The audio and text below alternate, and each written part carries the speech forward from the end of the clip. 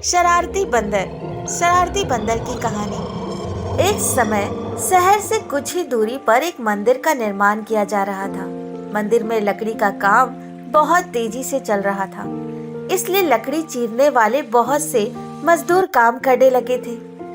यहाँ वहाँ लकड़ी के इकट्ठे पड़े हुए थे और लट्ठे एवं सतीर चीरने का काम चल रहा था। सारे मजदूरों को दोपहर का भोजन करने के लिए शहर जाना पड़ा था, इसलिए दोपहर के समय 1 घंटे तक वहाँ कोई नहीं होता। एक दिन खाने का समय हुआ तो सारे मजदूर काम छोड़कर चल दिए। एक लट्ठा आधा चीरा रह गया। आधे चीरे लट्ठे में मजदूर लकड़ी का किला फंसाकर चल गए। ऐसा करने से दोबारा आरी घुसने में आसानी रहती है। तभी वहां बंदरों का एक दल उछलता कूदता आया। उसमें एक शरारती बंदर भी था, जो बिना मतलब चीजों छेड़छाड़ करता रहता था। पंगे लेना उसकी आदत थी। बंदरों के सरदार ने सबको वहां पड़ी चीजों से छेड़छाड़ ना करने का आदेश दिया।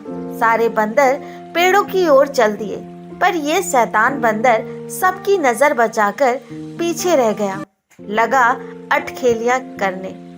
उसकी नजर अधचीरे लट्ठे पे पड़ी। बस उसी समय पील पड़ा और बीच में अड़ाए गए किले को देखने लगा। फिर उसने पास में पड़ी आरी को देखा। उसे उठाकर लकड़ी पर रगड़ने लगा।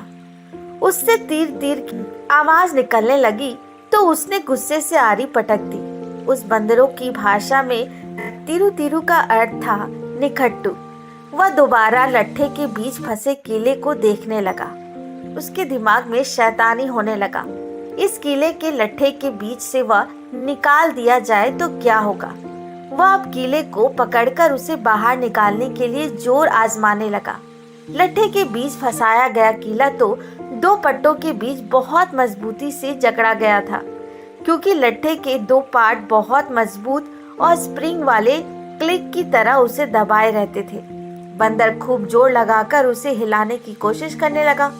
किला जोर लगाने पर हिलने और खिसकने लगा। बंदर अब शक्ति पर बहुत खुश हो गया।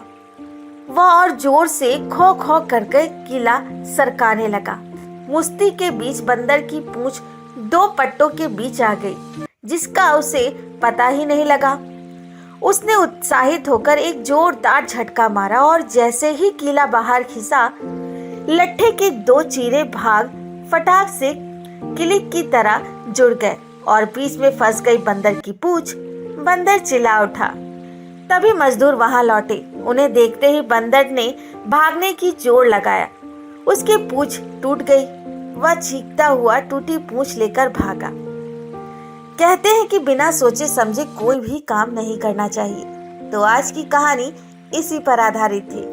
तो दोस्तों, आज की ये कहानी कैसी लगी कमेंट बॉक्स में जरूर बताएं। और हाँ, मेरे चैनल को लाइक शेयर सब्सक्राइब करना ना भूलें। धन्यवाद।